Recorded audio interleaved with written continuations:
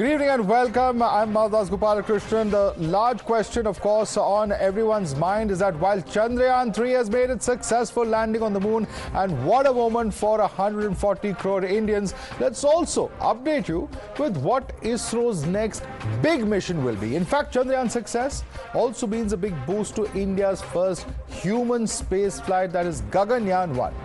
Here's more.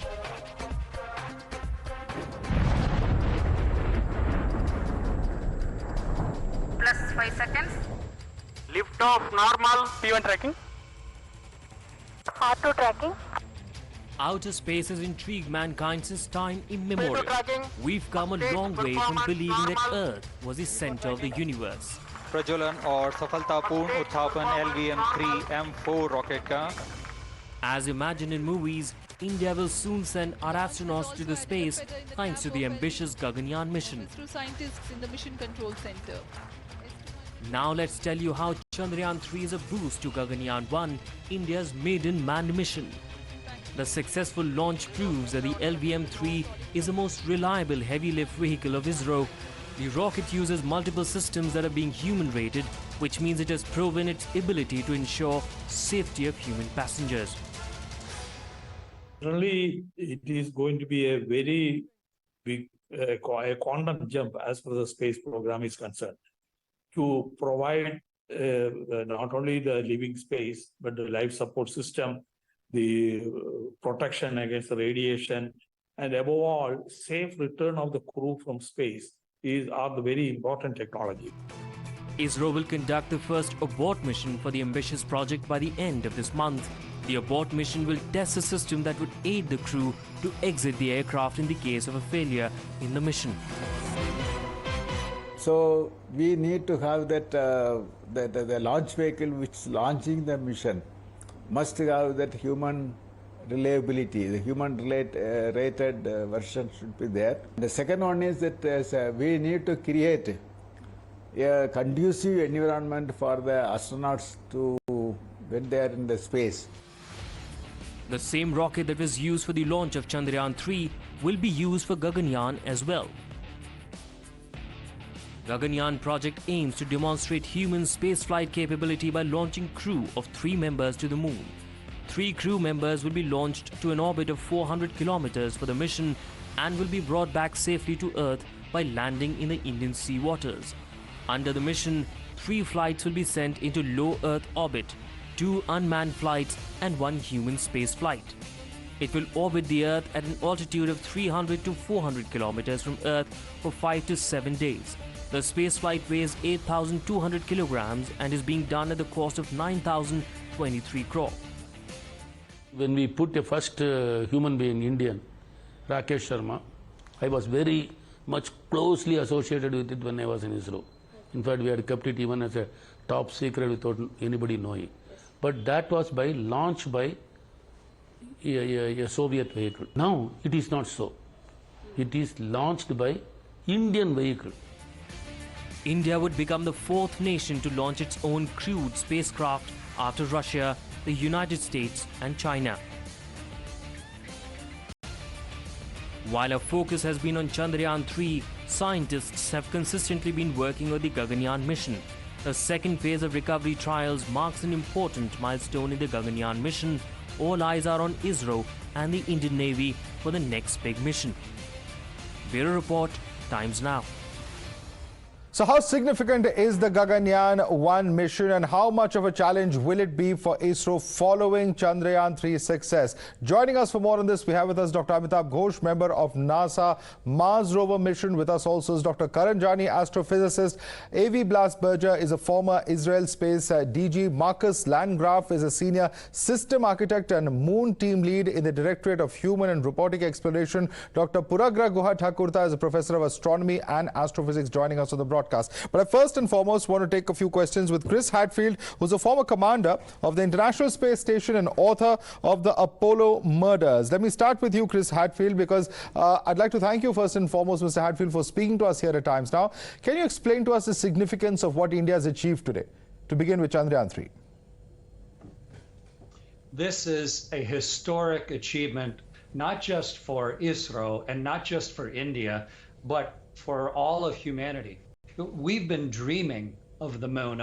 It's in our calendar. It's in our various faiths. It's part of humanity. We've been dreaming of it since time began, but almost no one has been able to actually get there.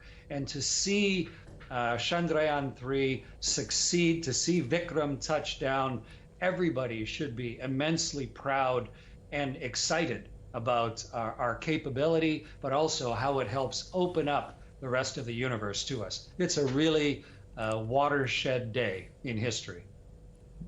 Right. Chris, you're a former commander of the International Space Station. India is attempting its own manned mission to space in a few years. That's Gaganyaan.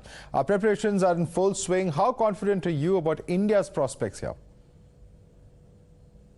I think the success of Chandrayaan 3, it raises everybody's confidence right around the world. But imagine the Indian astronauts themselves that have already been selected and have been training.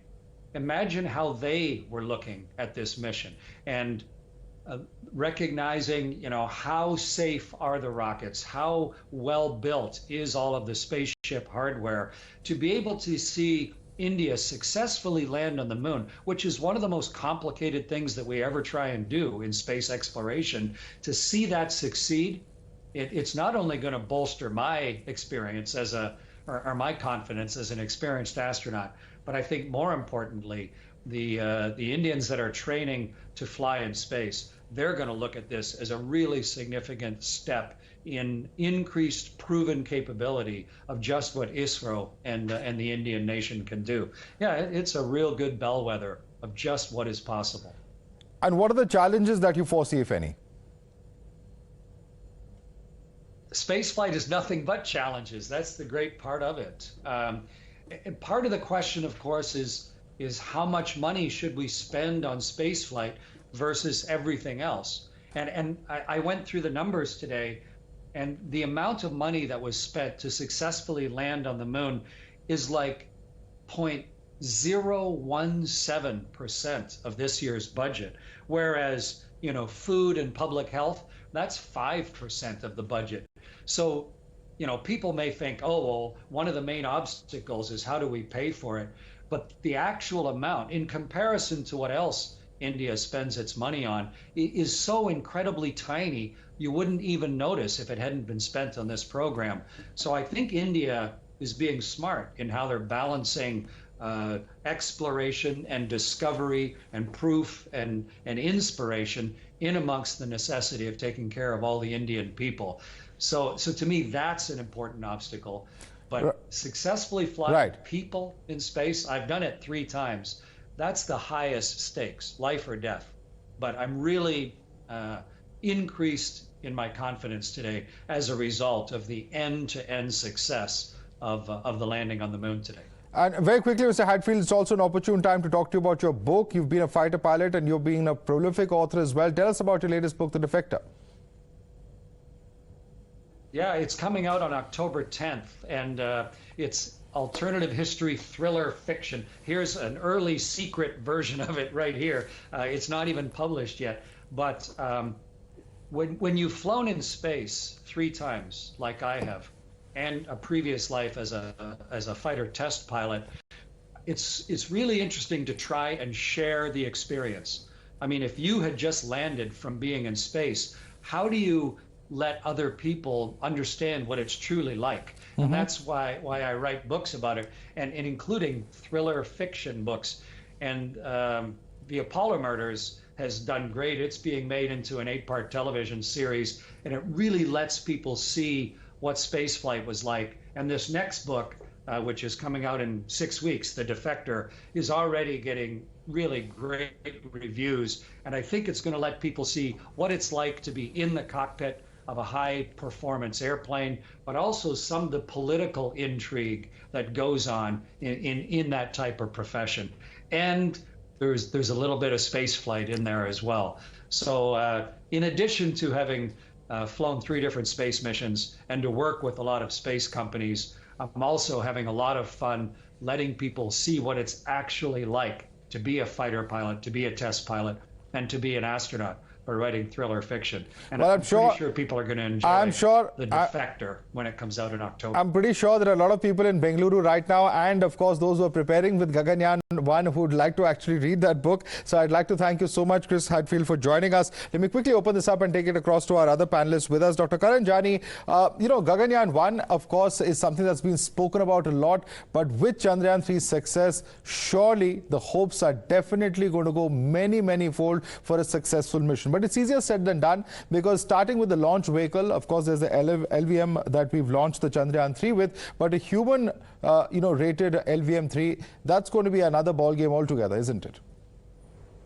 Yes, absolutely. And first of all, well, congratulations to the ISRO team and the Chandrayaan team for this historic moment. These are the moments that define civilization, right? I mean, we've been thinking about moon since the time of Aryabhat, and to finally have a presence on the South Pole, where we know some of the earliest traces of how the very solar system was formed exist. That is really, why people become scientists. That is what inspires generations. And I think this is particularly that moment.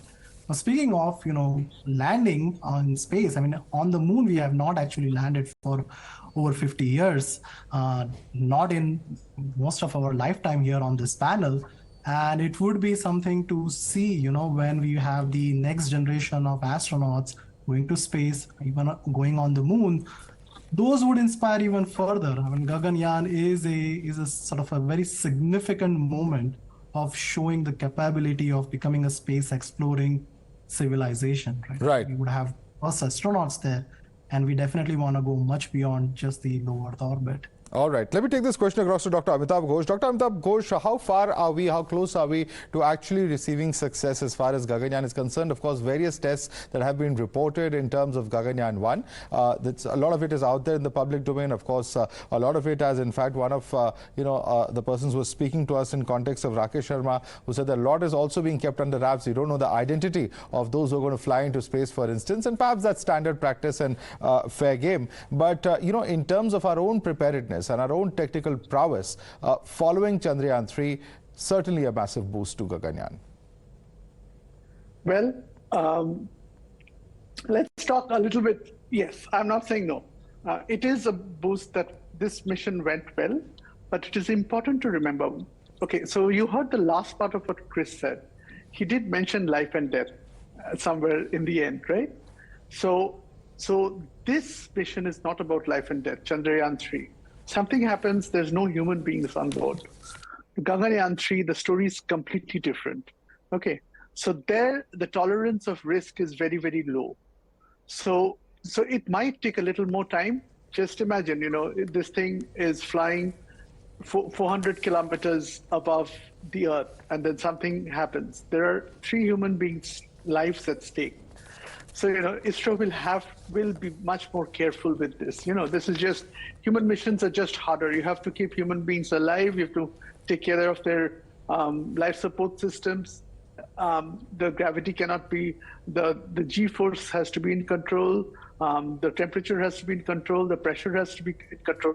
So the answer is, this is a different ball game.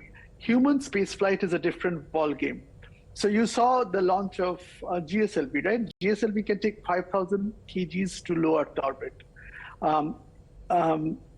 The missions that go to the moon, for Saturn V, they can take 150,000 or 150,000 kgs. Also use a larger rocket. So yes, it does bode well. Yeah.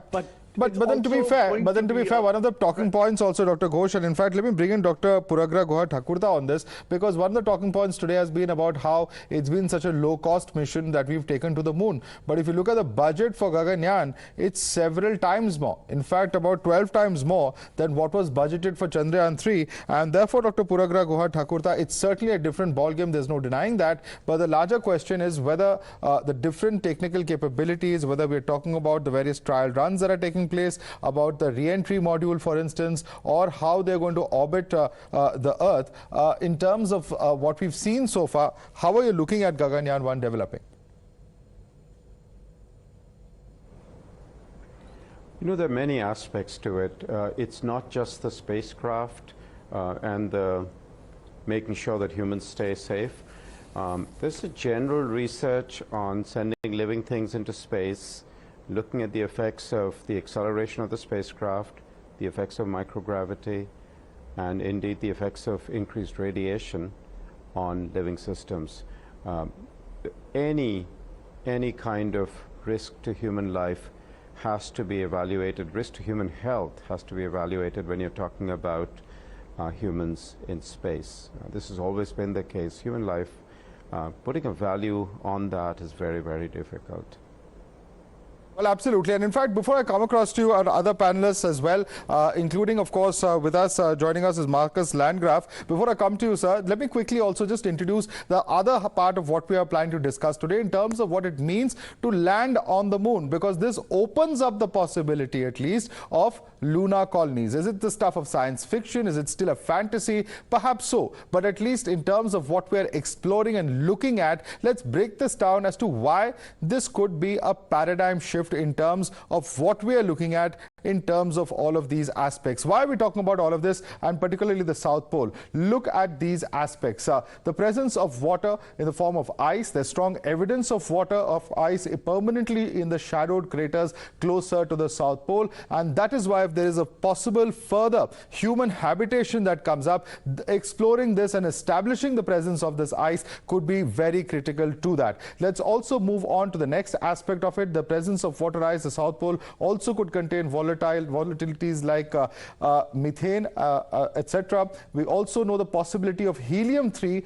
The lunar regolith on the moon is full of helium-3, we are told. Is there a possible way to extract it? Is there possibly a way where one of our panelists was telling us to bring that in a cost-effective method to Earth? Could that possibly look at, for instance, Earth's energy problems? The Chinese Chang'e lunar orbiting craft mapped its presence as well. This is as far as the helium-3 is concerned. It offers potential for future harvesting to power clean energy as well. This is what we've been discussing. Oxygen is another key aspect. ESA has written about the lunar soil containing 40 to 45% oxygen by weight. Oxygen can be potentially extracted through molten salt extract method. This is what we are told as well. Also, and this is perhaps the most ambitious and the most futuristic aspect of it, could this be a potential future launch pad for missions? Because the moon has only 1/6 of the gravity that Earth has. Also, of course, the low gravity reduces fuel requirements. Surface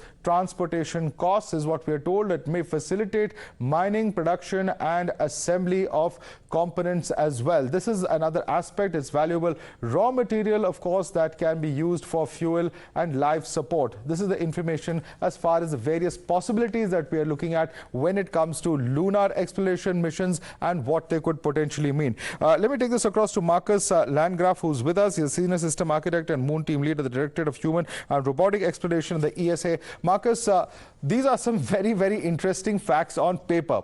But when it comes to practicality and the possibility of actually establishing a habitat, at the moment we seem to be a long way away from that. Well, thanks for having me on the show, on the panel. From my point of view, I think there's not too much in the way for achieving something like that. In particular, the landing, I think, is one of the most complicated things, and ISRO has now achieved that, which is, I think the paradigm shift is in the actual fact that it happened. I mean, we can put lots of things on PowerPoint slides, but the situation changes only if you actually do this kind of stuff, and then you know how you do it. So the landing, I think, is absolutely a humongous milestone, and starting to find out where the water is and starting to use it as rocket fuel. That's not science fiction. That's something we can test and build in the laboratories on Earth. So I think the next couple of years will be extremely exciting for everybody, and for sure, India will be a big part of the story. Well, absolutely. In fact, let me take that question back to Karan. Karan, establishing a lunar colony sounds very nice. Of course, Marcus is confident that we're not far away from it. But, are we really looking at that aspect? Of course, incidentally, the next lunar mission that India is planning is with Japan. And that time we'll have a Japanese rover with an Indian lander and a Japanese launch vehicle. This is what we understand, at least at the moment. But really, of course, in terms of this excitement, in terms of the lunar exploration, is it going to ultimately be aimed at that? Is it going to be ultimately aimed at settling on the moon? I'm absolutely positive that within my lifetime, there would be a colony on the moon. I'm very hopeful that, now we have actually, as Marcus mentioned, landing and soft landing is one of the more critical things. In fact, one more step is, how much per kilogram does it cost to actually land on the moon? And now let's say the Vikram rover was about 1800 kilograms, and we were able to launch it in a budget which is, as you mentioned, smaller than the cost for film makings, right? So we have really figured out, the logistics now of sending things on the moon that can sustain. There's of course lots of engineering challenges that will be solved. And one of the things that we are working on is building a full-fledged gravitational wave observatory on the moon. And the scale of that would be tens of kilometers. But that is all very much in the plans of most of the space agencies, including NASA, including JAXA, the Japanese Space Agency, European Space Agency, and now also ISRO. All right, and in fact, there's some breaking news coming in. Can I comment? Yes, just I'm going to allow you to speak on that, sir. But just let's quickly bring the first photo of the rover that's coming out from, in fact, the ramp. This is the first picture. Let's pull that across into our big screen if we can. Please excuse me, Dr. Ghosh, just 1 minute. I just want to quickly bring this up because this is a hugely exciting moment. Here is the first picture. This is Pragyan rover that's making its way out of Vikram, the lander. The first picture, massive moment, just about 4 hours after the landing. We were told that it could perhaps be much longer because of the lunar regolith and the kind of dust. They would take some time to settle, but it appears that at the moment, at least, this is the first picture of the rover that's come in. You can see one wheel over there in this particular picture. And of course, the fact is that there are a limited number of cameras and potential camera angles, but this is such great news coming in. We never expected that it would happen so soon. In fact, we were told it could take about 10-12 hours depending on the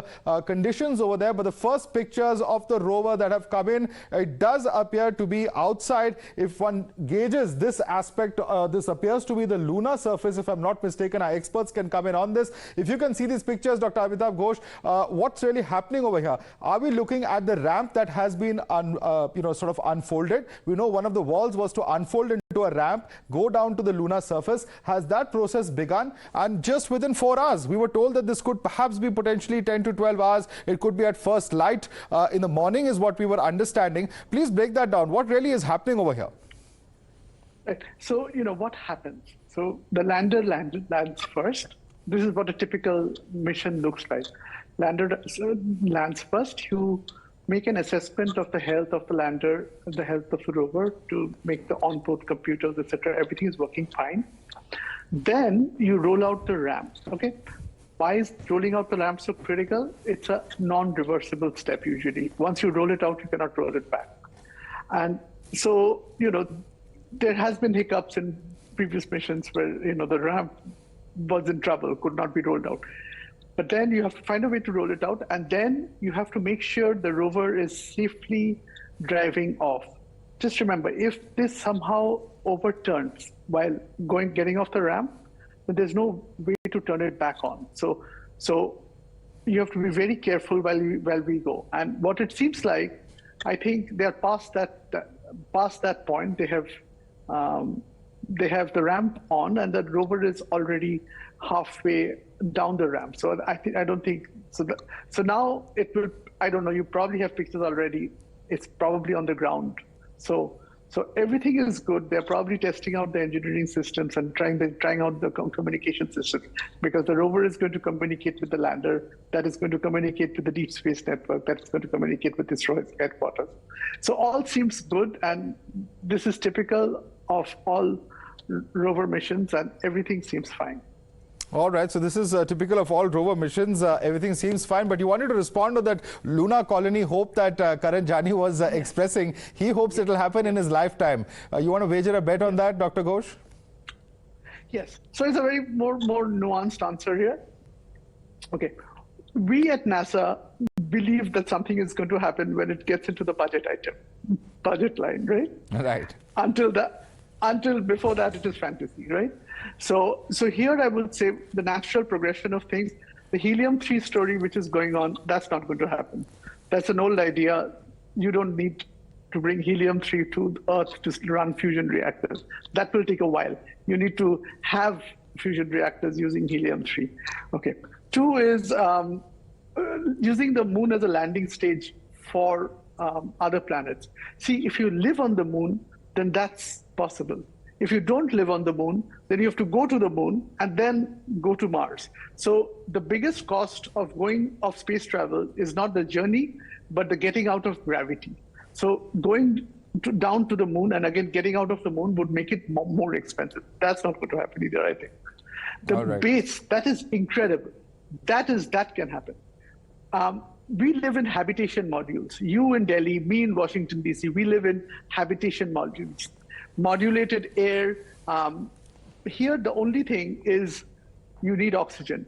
And Jeff Bezos' company, Blue Origins, is already working on that. And the intention of America right now, the longer-term intention is to go down to set up a more permanent presence. So that actually is realistic, and that might happen. All right, so that's very interesting. First pictures of the moon coming in. Dr. Raja Guha Thakurta, I don't know if you can see the broadcast, but it's really exciting to see it over here. Of course, we've seen the Chandrayaan surface as well. The first photo that had come out about an hour ago, where you can see the shadow of the lander Vikram there on the lunar surface. And of course, this rover's image also coming out at the moment. Very, very significant. Mr. Raja Guha Thakurta, your thoughts on this possibility of establishing a habitat on the moon? And also, there's another interesting aspect to it, because there were some of our guests who were alluding earlier this evening to the possibility of future, renegotiation of moon-related treaties under the aegis of the United Nations, for instance. How real a possibility is that, given that India has now actually landed on the lunar surface?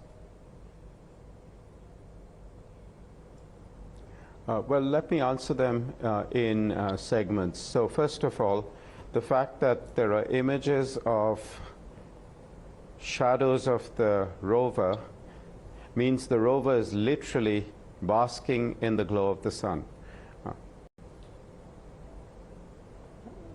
Yes, to me, absolutely. That's a magic moment. It means, it figuratively and literally, that's a huge achievement. The other thing I feel is, I've been a scientist for, close to 40 years, and I've seen things go from science fiction to reality, and what seems like science fiction today is tomorrow's reality. Some of those things, not everything in science fiction is going to be tomorrow's reality, but I think the point you raised last about land rights and going to the moon, we've made plenty of mistakes here on Earth in terms of displacement of people from lands that they owned and occupied and cared for centuries. We as a human race have been callous about displacement of humans. I think it's entirely wise to to do this deliberately. If we are going to another body in the solar system, we better not repeat the mistakes we've made right here on Earth. Right, and that's also an aspect of science fiction, perhaps. But let me quickly bring in Marcus Landgraf. Marcus Landgraf, would you like to weigh in on that? Lunar exploration projects and very sage counsel coming in from Raja Guha Thakurta saying, let's not make the mistakes we made here on Earth on other celestial bodies. Yeah, that's absolutely right. To some extent, there's some good news because so first of all, on the moon, there is no crude oil or coal that we can burn to emit CO2, right? So however we make energy on the moon, it's going to be carbon free. And that's already one of the aspects that I love about moon exploration, that we are actually moving forward a lot of technologies that we'll need to tackle climate change.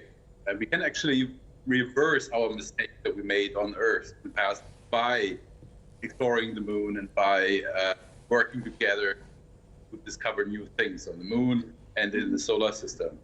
So to that extent, it's even more significant what happened today. And then on the other hand, I would also like to chime in on the question sci-fi and moon colony. It is true that things are only start to be real once they are somewhere in a budget book or have a project identifier. And that is very true. So this future is not guaranteed. It depends on the decisions that we and our leaders, our elected leaders, will be making in the next couple of years and months. So I would encourage everybody to really engage in this adventure of space exploration, because there's one thing that India and Europe shares, and that's India and Europe are the two biggest democracies on the planet. And for me, that's a very, very important thing. Our citizens have to be engaged in this journey. And if they're not engaged, then there is no mandate for us to go ahead. Can I make a quick point? Very quickly, almost out of time. We have some breaking news coming in. Dr. Ghosh. Okay. Very quickly. So I don't think the time is ripe for land rights. First, humans have to be able to live on the moon and in large numbers. And two is, you can actually buy lunar land on the internet right now. At least 10 years ago, you could. But it is meaningless. It's a certificate. When is it valid? Imagine you're occupying some illegal land in Delhi illegally. Somebody's going to come and enforce it, right?